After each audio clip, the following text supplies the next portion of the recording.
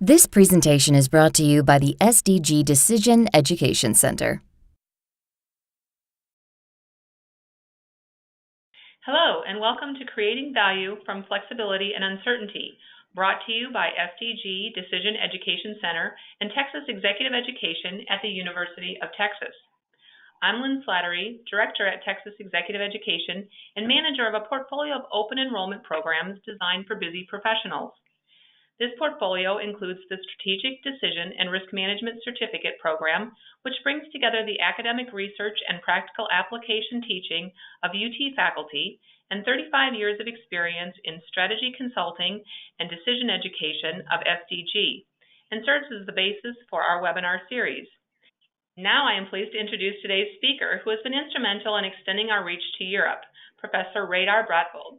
Dr. Bratvold is a professor of decision and data analytics at the University of Stavanger and the Norwegian Institute of Technology. His research interests include decision analysis, data assimilation and analytics, portfolio analysis, real option valuation, and behavioral challenges in decision making. Reidar, I'll turn the floor over to you. Thank you, Lynn, and thanks to all of you out there for attending this webinar. The focus of the webinar will be on how to leverage flexibility and uncertainty to create or even better optimize value. Actually, as there can really be no value in having flexibility if there's no uncertainty, it makes more sense to start out discussing uncertainty and even more fundamentally our difficulty with uncertainty. And then once we have developed a better understanding of some of the challenges around uncertainty assessment, we can move on to talk about how to build flexibility into our products to create value. So the purpose or goal of every action we take is, in some sense, to create value. But the only way we can purposefully influence our lives, our families, our organizations, our countries, or our world is through the decisions we make. So we really would like to make high quality decisions. Decisions are by definition about the future, and the future is largely uncertain. So in order to make high quality decisions, we need to develop high quality forecasting competence. Now we're all forecasters and we forecast all the time. When we think about buying a home, changing job, whether to travel for vacation, making an investment, retiring, we decide based on how we expect the future to unfold. So developing forecasting competence means embracing uncertainty. We can't make good decisions without embracing uncertainty. So with that, let's move to the first poll. Is your company consistently applying probabilistic forecasting? And the options you have here is almost always, frequently, rarely, or no. Please respond to the poll. Here we see the results. We see that about 1/5 of you says almost always, and then the majority is in the frequently, or 36% is in the frequently, and about 35%, the same percentage, is on rarely. So this was a positive sign, a pretty high number on almost always. As many of you know, people in general find it difficult to think and act consistently in the face of uncertainty. More than 50 years of behavioral research into the psychology of probabilistic reasoning has revealed the surprising extent to which people routinely base judgments and forecasts on systematically biased mental heuristics rather than careful assessment of evidence. There are a large number of excellent books out there. I'm showing 3 on this PowerPoint, and all these are available. They're well written and well articulated, and they're very enjoyable to read. However, a common reaction when cognitive biases are illustrated is something along the lines of, you know what, those examples are really funny, but in my job, we are analytical and data-driven, and we don't fall into these traps. So let's try to illustrate the difficulty we have with uncertainty on a real-world case.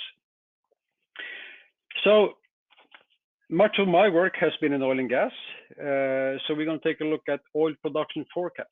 So how well do we assess uncertainty when it comes to the production from oil fields? These forecasts are obviously crucial for practically all economic and business decisions related to the development and production of oil fields. Now, in this world, in the oil and gas world, it's notoriously difficult to get access to real-world data. Actual production data is often publicly available, but forecasts are very hard to get access to, as they are usually not reported anywhere, nor are they publicly available. A couple of older studies have been looking at production forecast quality, but none of them included probabilistic forecasts. So what we're going to look at now is a forecast from the Norwegian continental shelf. We are going to look at the forecast from 56 fields that were developed, or where the development decision was made in this time span, 1995 through 2016. And the guidelines from the authorities in Norway says that the forecast should be probabilistic. So the guideline says that at the final investment decision, the operators, the companies should provide 3 numbers for each production year. They should provide a mean or expected value, and then they should provide 10 90 percentiles. So that effectively means that they must have done an uncertainty study, and they must have quantified uncertainty, because we need to have a full distribution in order to be able to calculate the mean.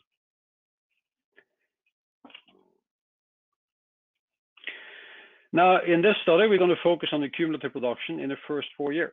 So why do we do that? Well, as I'm sure many of you know, the later production is pretty much discounted away and has less influence on the net present value, and the net present value is the main decision metric for these companies.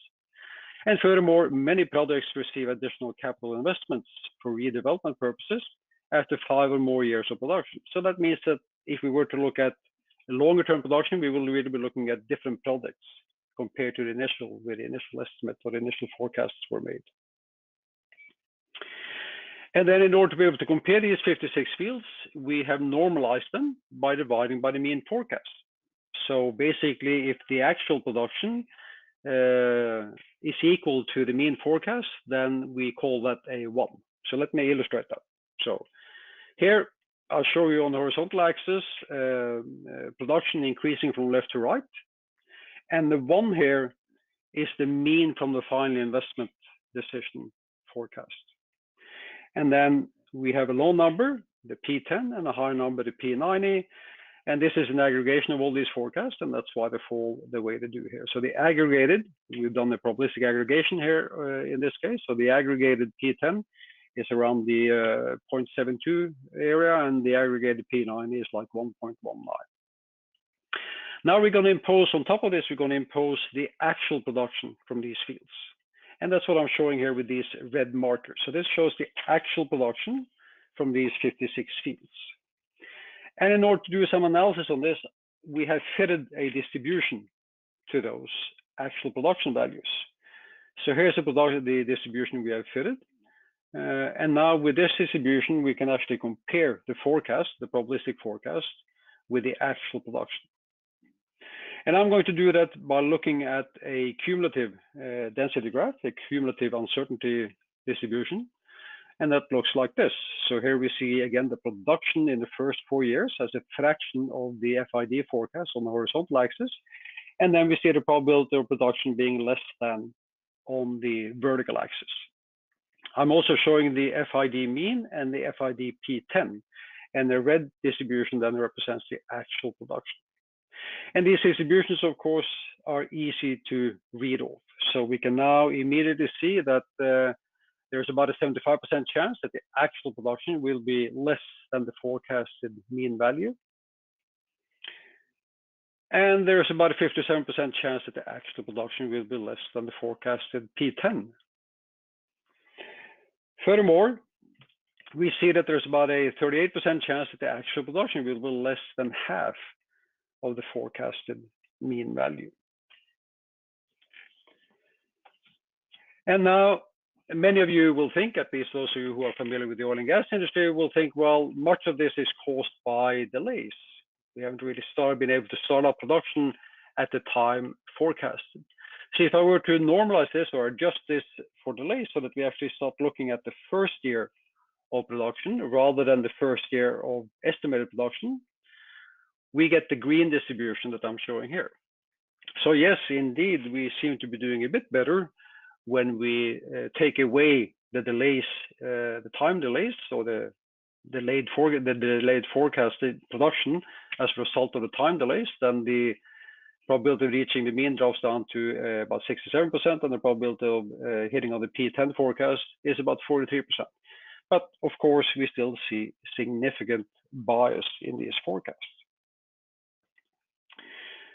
And I can project this slightly different. So here I'm showing the probability density functions, and I'll show you the estimate in the blue curve, and I'll show you the actual production in a red curve. And then overestimating production is a common thing, but in addition to that, we also see that these projects and many other projects are optimistic when it comes to cost estimates, and they're optimistic when it comes to time estimates. And underestimating cost and development times and overestimating benefits for a given project leads to two problems. First, a project may be started despite the fact that it's not viable, that it's not economic. Or second, it may be started instead of another project that would have shown itself to yield high returns had the real cost and benefits of both projects been known. And both cases are result in the misallocation of resources and waste of shareholders and or national companies or taxpayers' money. So this is really value destruction. We're not maximizing capital efficiency. So we have demonstrated now the real world existence of biases in forecast. And although we haven't discussed it in detail, an essential step in reducing these biases is to keep track, to check forecasts against actual outcomes.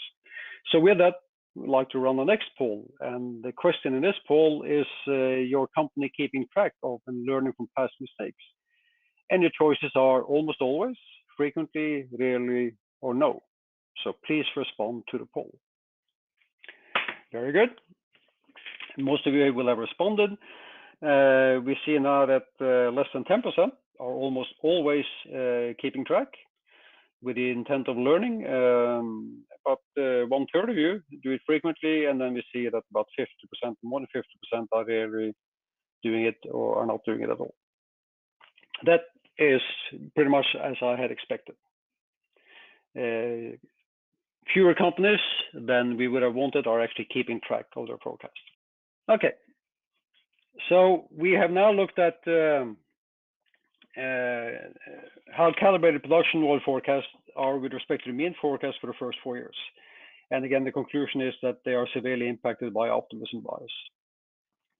Now, in the period that we've been looking at, that 1995 through 2018, as shown on this graph on the horizontal axis, there has been a significant growth in the development and application of probabilistic production forecasting methods. So there's been a substantial increase in the focus on uncertainty modeling. And I'm showing that the green line is pointing to the right-hand side axis, and it's a schematic graph. So when I finished, as an example, when I finished my PhD around 1990, there were very few, if any, attempts at all of quantifying production uncertainties. But in the almost 3 decades since then, there's been a significant growth in development application of these forecasting applications. And furthermore, as I showed you earlier, in Norway, the authorities expect the oil and gas operators to provide probabilistic estimates at the time of the final investment decisions. So then I guess an obvious question is, has the increased focus on uncertainty quantification translated into better forecasts? Are we doing better now than we did back in the early 1990s, early mid-1990s? And by better, keep in mind, by better, I mean unbiased and consistent with the operator's knowledge. I do not mean providing a single number that always hits the actual production. So we're all the time talking about probabilistic forecasting here. So the question is, has the increased focus on uncertainty quantification translated into better forecasts?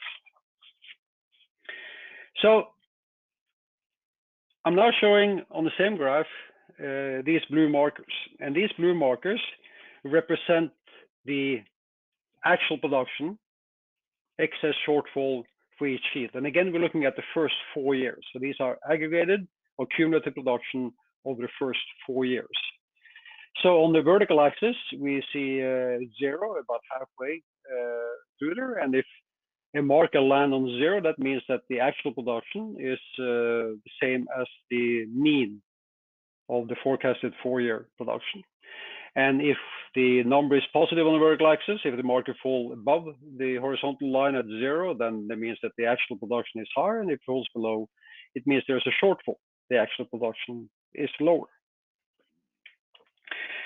So it's kind of hard to judge these things by looking at this graph.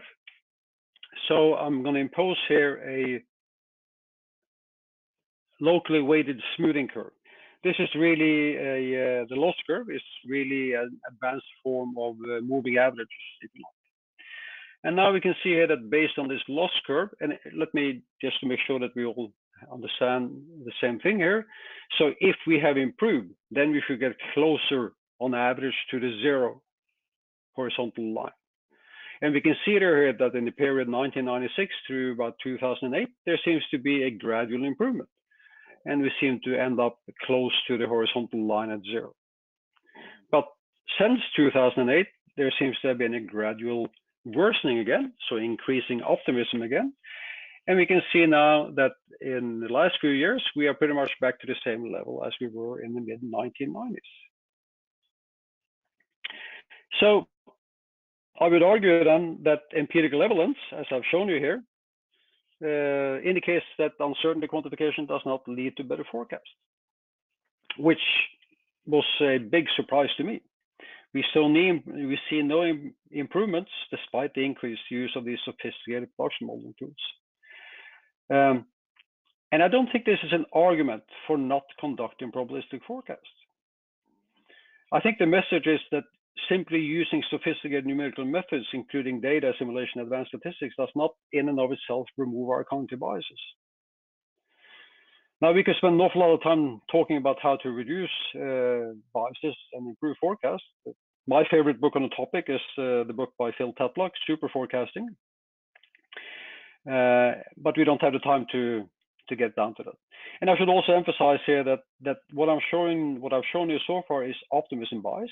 I could also have shown you overconfidence bias, but again, we don't have time to do that. But we are working on a paper where all of this eventually will be presented in more detail. So a question then is why? Why do project planners on average overestimate benefits and underestimate costs? And I think the underlying reason for all forecasting errors can be usefully grouped into 2 categories. One is delusions, honest mistakes. When we set out there on our bike and we see the goal and we have in mind a smooth path, everything will go nice and well. But reality pans out quite differently. And then the other category is what I would call deceptions. Deceptions or strategic manipulation of information or processes. So clearly the first explanation is psychological. The second is due to different preferences and incentives of the actors in the system. So in the deception case, planners or project champions deliberately and strategically tend to overestimate benefits and underestimate costs in order to increase the likelihood that their products and not their competition's gains approval and funding. So these players purposefully spin scenarios of success and gloss over potential for failure. And I think that means that the focus of the reward and penalty policy should shift away from outcome towards rewarding good decision making, or in a case of uncertainty, accurate assessments or forecasts. So, deliberate or not, risk of scope changes, high complexity, and unexpected geological features are systematically underestimated during project preparation. And whether this happens due to delusion or deception, the resulting value destruction is a consequence of flawed decision making. So if the claimed goal of investing in project is to deliver maximum value to owners, as I believe it is it too much then to suggest that inadequate assessment of uncertainty, particularly underestimating its magnitude and overestimating the likelihood of desired outcomes, should be classified as technical incompetence, if not malpractice? And with that, let's move on to the next poll. If there are significant uncertainty assessment biases in your company, what do you think the main reason is? And your choices are delusions, deceptions, both delusions and deceptions, neither delusions nor deceptions, or I don't know. Please respond now.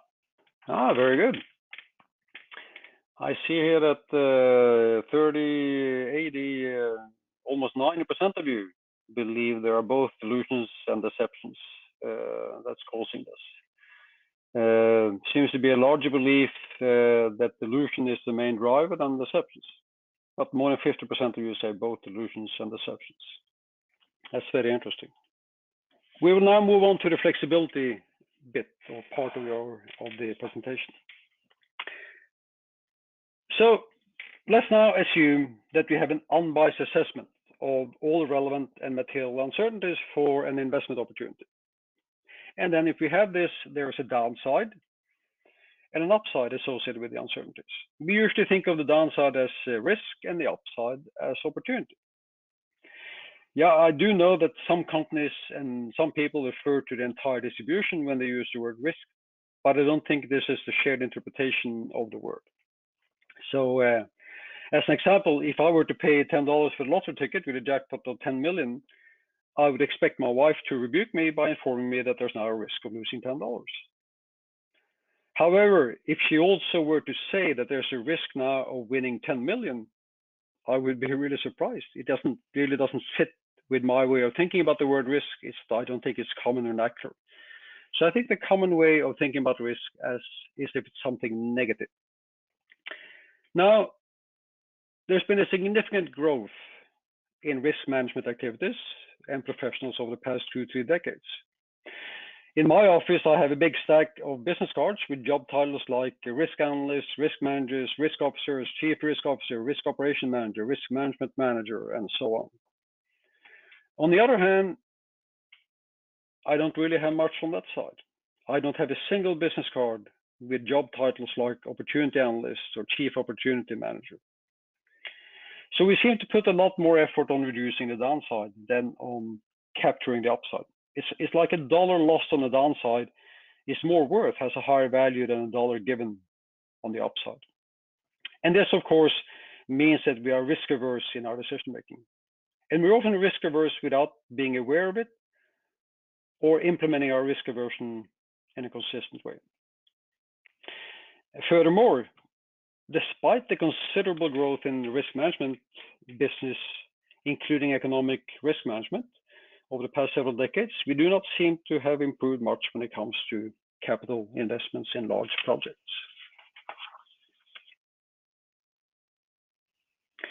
So, how can we take steps to change this? Well, flexibility is what allows us to reduce both the downside and capture the upside. So here I'm showing a distribution, uncertainty distribution over the net present value for a given investment. And then we see the red area of the distribution below zero. And that's what's often the focus of risk mitigation. What we really want to do, though, is not just to reduce that downside. We would also like to capture the upside, and not only capture the upside, we'd actually like to increase the upside. So what we really like to do is to move the whole distribution to the right, to take steps to move the whole distribution to the right. So I think risk management, as we commonly understand it, is vitally important, but I still think it's a poor proxy for value maximization. I think we can increase or create more value by also focusing on the upside, both the downside and the upside. So an obvious question then is, how can we do that? By implementing flexibility, by ensuring that we have future options that can be exercised to reduce the downside and capture the upside. Now, this usually requires upfront investments, and the challenge is to convince decision makers to invest today for possible and uncertain gains in the future. This is challenging, not the least for psychological reasons, but the first step is to create a level playing field for potential investments by consistently and comprehensively assessing their value. And a core element of this assessment is to transform implicit assumptions into explicit ones. So let me illustrate here what I mean by that. So the evaluation model should include and describe a dynamic sequence of decisions to be made and a resolution of uncertainty. So I'm showing time running from left to right, We are currently at the point K, so the past is to the left of the K and the future is to the right of K, and the immediate decision is D sub K. When we make that decision, when we consider that decision, we have probably already made a set of decisions. We have learned a lot over time, so we have prior information from a sequence of decisions and learnings. And then we are also facing then the future information gathering and learning opportunities combined with future decisions, decisions that will be made, information that will be gathered.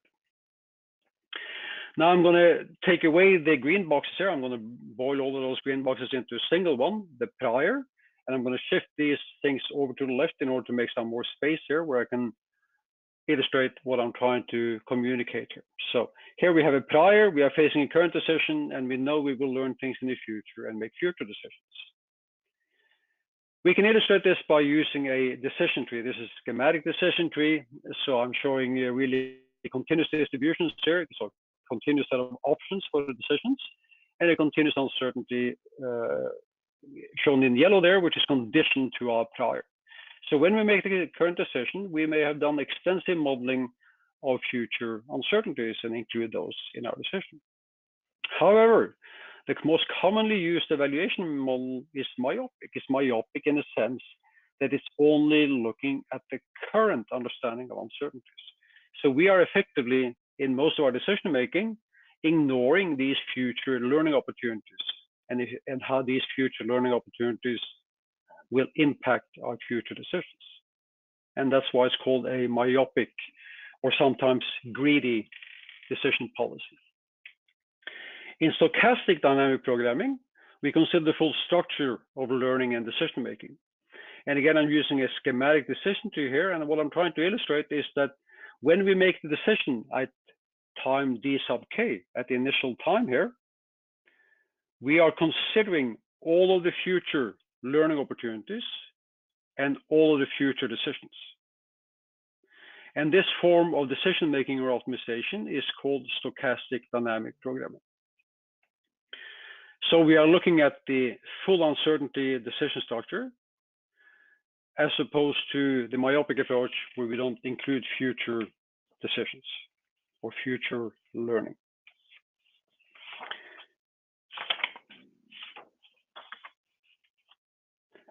So the choice of decision-making method impacts both decisions and value. And using the myopic approach can lead to suboptimal decisions that significantly reduce the value of learning and hence the value of flexibilities. So despite the widespread presence of options in business and everyday life, these options are often overlooked. These future decision opportunities are often overlooked in the model formulation and evaluation of decision problem, even when uncertainties are explicit in the model. Now, one possible reason for this is it's difficult to do this. To properly evaluate these downstream decisions, we must model not only the decisions themselves, but also the information available at the time these decisions are made. So whilst decision analysts have developed techniques for assessing probabilities for simple random variables with flexible decision models, we need to consider more complex conditional probability or stochastic process assessments. So let's look at a specific example, the gas blowdown decision. This example is derived from a North Sea oil field. We see the production profile here from 1989 through 2015. And in 2015, the company, the operator in this case, was considering whether to blow down the field or not. So what do we mean by blowdown? Well, most oil fields have associated gas. So what I'm showing on the left-hand side is the green area is oil and the red area is gas. And there's a well that have been drilled into the oil, and typically we produce both.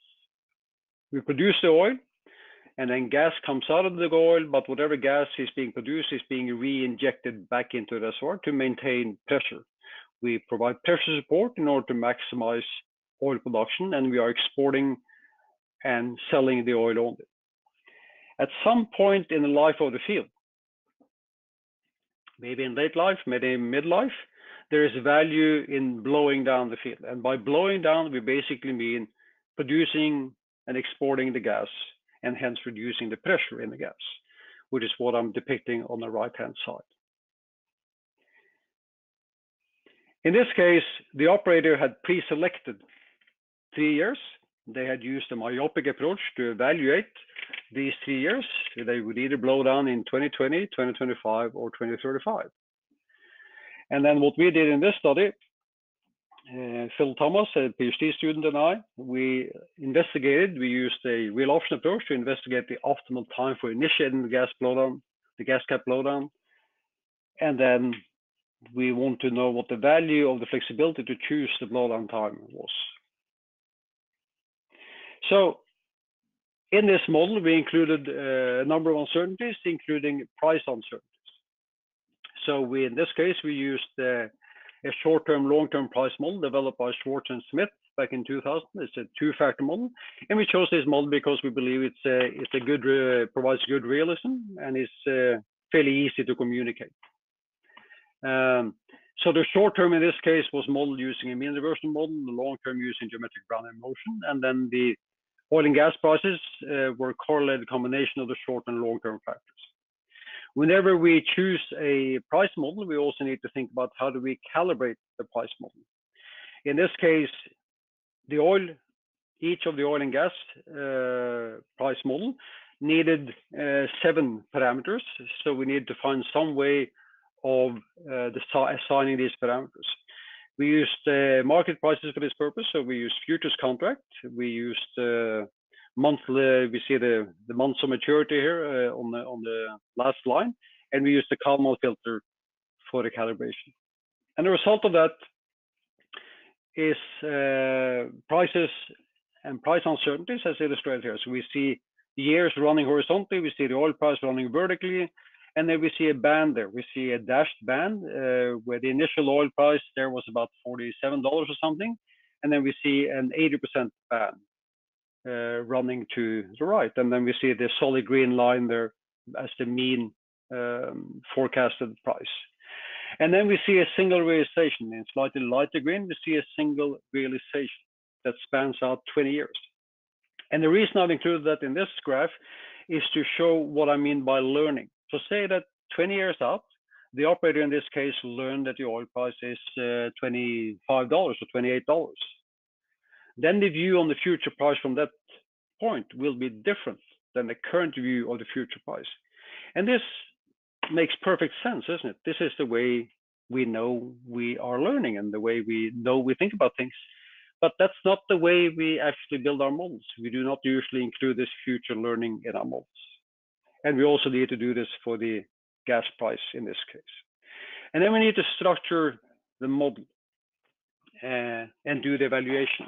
In this case, we used a least squares Monte Carlo approach, LSM approach. At each period, we had the option of blowing down the field, re-injecting the gas, or abandoning the field. At each time T sub K, we had learned the outcome of past uncertainties. So we knew what the price was in the previous period, we knew what the production was in the previous period, and then we conditioned our view on the future uncertainties, on the production, on the price, as well as on the blowdown cost and abandonment, on what we knew at that point in time. Now you can see here, even with these, I got what, 6, 7 nodes here. If I were to build this out as a full decision tree, it would be pretty complex.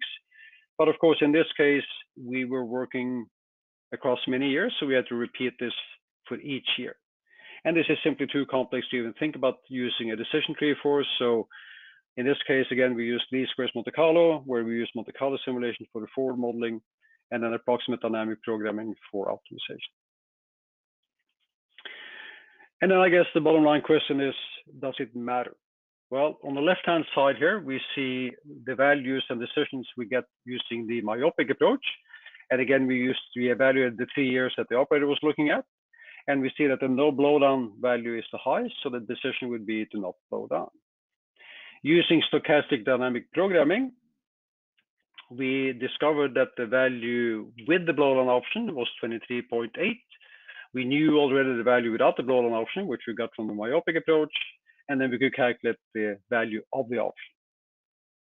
And then the decision was to blow down in year 2036. So this is the last slide. So I guess what I'm saying here is 2 cheers for uncertainty. So in contrast to the approaches that focus mainly on downside risk, the approach discussed here brings an optimistic view to uncertainty. So there's no doubt that uncertainty can create losses. Uncertainty can also be exploited for potential gains by using learning and flexibility. So the enemy is not uncertainty, but a lack of acceptance of uncertainty combined with a biased and error-prone approach to dealing with it. And the real value destroyers are bias and failing to plan for the different ways reality might be revealed and evolve. So uncertainty is not a negative. Combined with decision flexibility, it can be a source of value. Thank you, and back to you, Ellen. Wonderful. Thank you, Reidar, for bringing us your expert insights and teaching us that we can be comfortable maybe with uncertainty and thinking about how we can be more flexible and think of it to take advantage of our opportunities as well as to be mitigating our risks.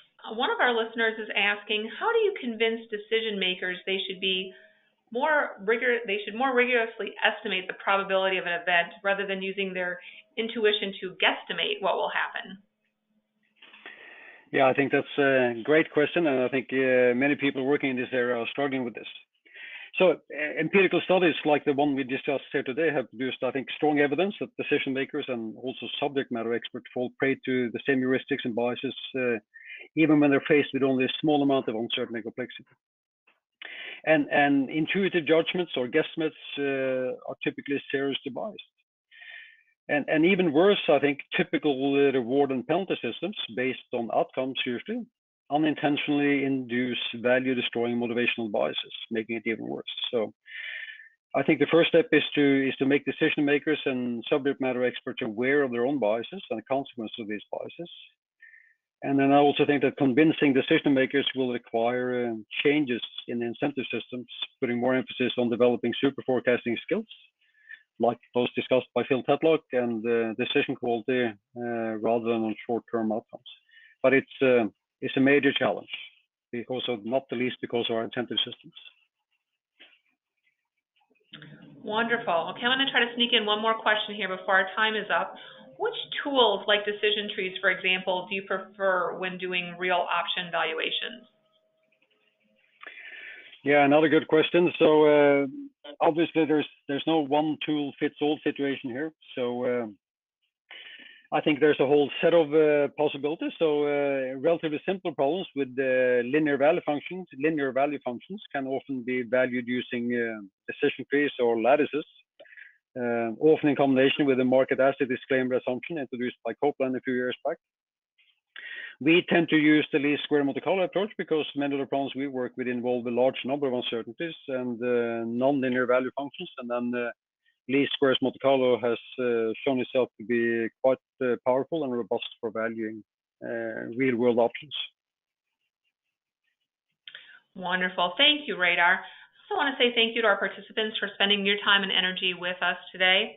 And that is all the time we have for today. So we will answer some additional questions that came in offline that we weren't able to get to during our presentation. We look forward to connecting with you again soon. Have a wonderful day.